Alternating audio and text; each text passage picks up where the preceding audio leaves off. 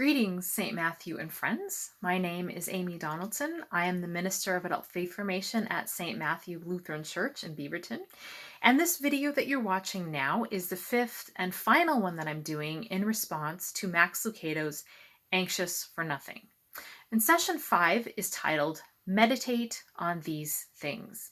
And this is based on Philippians 4 verse 8, which says, "Finally, beloved, whatever is true, whatever is honorable, whatever is just, whatever is pure, whatever is pleasing, whatever is commendable, if there is any excellence, and if there's anything worthy of praise, think about these things."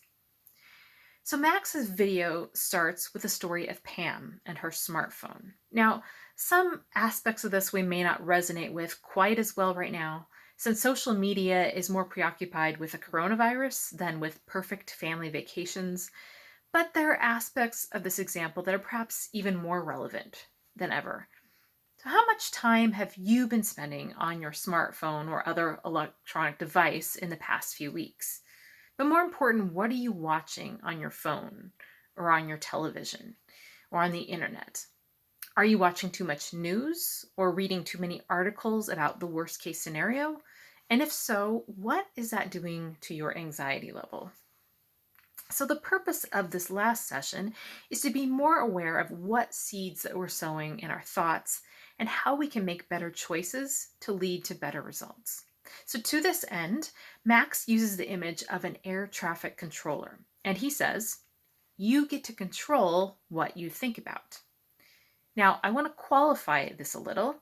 You can't always control the thoughts that come into your mind, but you can control what to do with those thoughts after they show up. Do you dwell on that thought or do you reject it? And the more that you train and empower yourself to do this, the better that you will be at it. So if you use Max's image, you can't control what thoughts fly toward the airport, but you are the one who gives them permission to land, or you turn them away. So Max uses the example of someone who gets a call from the doctor's office to make an appointment. They don't know why the doctor wants them to come in and talk in person. In that situation, we can either assume the worst, or we can wait until we know more. Now, the problem in such scenarios is usually we have limited information or limited access to information. All that we have to fill in the gaps is our own imagination and speculations. We can assume the worst and stress ourselves out, or we can assume or hope for the best and not worry until we have good reason to. But often we compound the problem or even create a problem by churning up anxiety about all of the worst possibilities, when in fact the reality may be a simple explanation where nothing is wrong. I want to offer you some suggestions for ways to better control your thinking or to choose positive thoughts over negative ones. And the first suggestion is the no yes. And I actually got this idea from the cable show My Cat from Hell. It's a show about a cat behaviorist who helps cats, and sometimes their owners, with behavioral problems. So the idea of the no yes, as he uses it, is that if you're trying to break a cat of a bad habit, such as scratching your furniture, you create a deterrent, which is the no. But right next to that, you provide a positive alternative, which is the yes. So for example, you put double-sided tape on your furniture, but right next to that, you put a scratching post. So we can do the same thing with our thoughts. If you're going to turn away a negative thought, don't just leave a vacuum or empty spot where that thought can come back in and take up residence. Replace the negative thought with a positive one to take up that space. So when a negative thought comes in, such as a worry or a temptation, reject it and have at the ready something positive to replace it, such as a song, a Bible verse, a positive statement, or something like that. So to continue the airport metaphor, instead of just turning away one thought and telling it not to land, park a positive thought in that gate so there's no place for the negative thought to go. A second suggestion about meditating on good things is to make better choices about what is influencing your thoughts that may have suggested the idea in the first place, such as the TV, the radio, music, social media, news, friends, whatever it is that's filling your thoughts.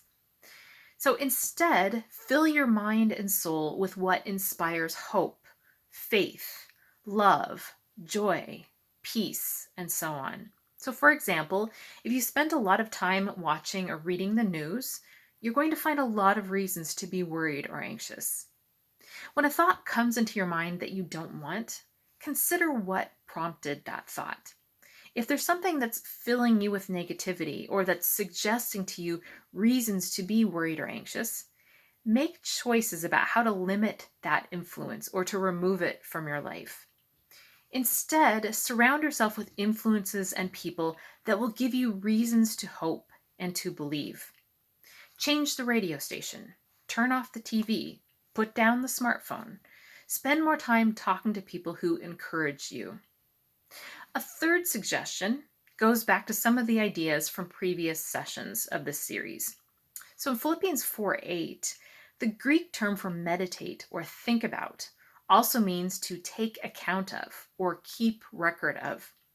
So this verse is saying that instead of counting up the reasons to worry or the bad things that could happen, count up the good.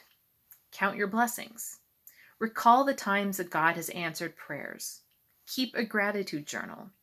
Keep a record of all the things that God has done, not only for you, but for other people. And guess what? That's what the Bible is. It's a bunch of stories and promises about what God has done for other people and what God can and will do for us.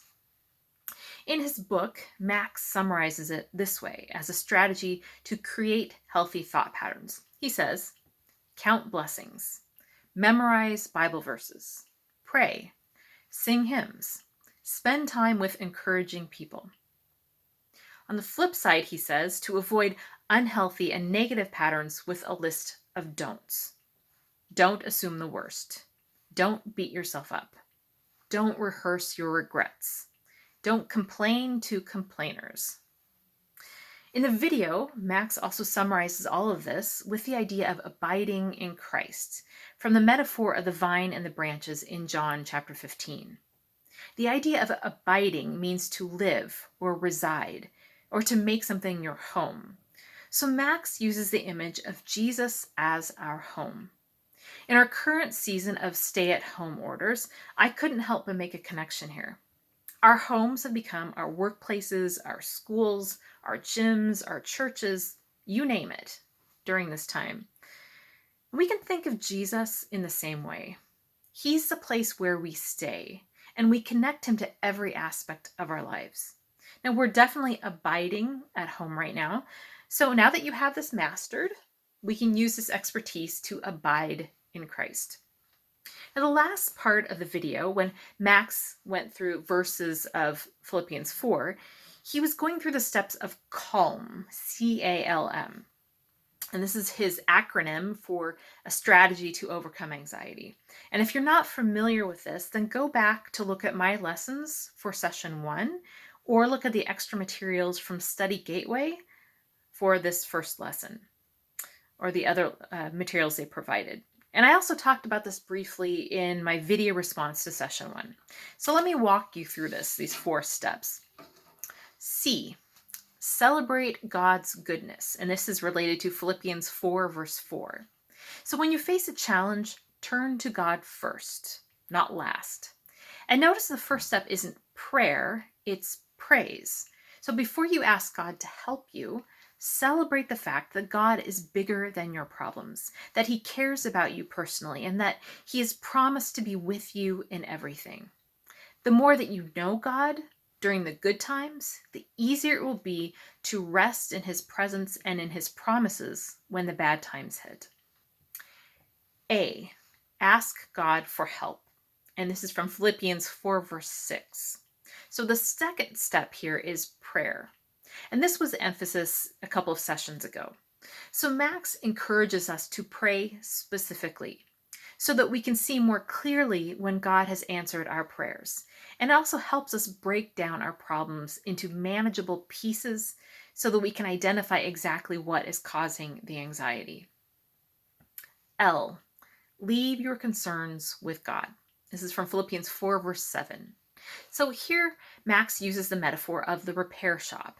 Now, just like you take a broken item to a repair shop and you leave it there for an expert to fix, leave your problems with God for Him to fix them. This is probably the hardest part for most of us to do. When you give something to God in prayer, leave it in His hands instead of taking it back. We can persist in prayer. That's not a bad thing. But part of trusting God is trusting that He's got it. Trusting in God's answers and in God's timing. M. Meditate on good things. And this is from Philippians 4, verse 8. And this is what we just talked about. So you've prayed about the issue, you've put it in God's hands and left it there. And now, while you're waiting for God's answer, fill your thoughts with good things. Fill your mind with reasons to hope instead of reasons to worry. Read the Bible, sing hymns and Christian songs, count your blessings, talk to people who encourage you. So there you have it. 5 sessions of Anxious for Nothing. Now, if you've enjoyed this series, I would encourage you to read more, and you can get a copy of Max Lucado's book of the same name, which provides fuller teaching on the same content on this theme. Also, as of the posting of this video at the end of April 2020, there are 2 things for you to note. First of all, Study Gateway has extended the period for these videos to be available online for free. So you can now go back and watch these videos through mid-June. Second, if you like Max Lucado's teaching, you can also go through another video study on You'll Get Through This, which is about the story of Joseph in Genesis. Now, this study is also available through Study Gateway from the beginning of May through mid-June. And you can sign up with them for the videos and for other materials that they make available. So I hope you found this study helpful in some ways. May your anxiety diminish as you focus on God more and as you learn to hand your anxieties over to Him. So thank you for joining us.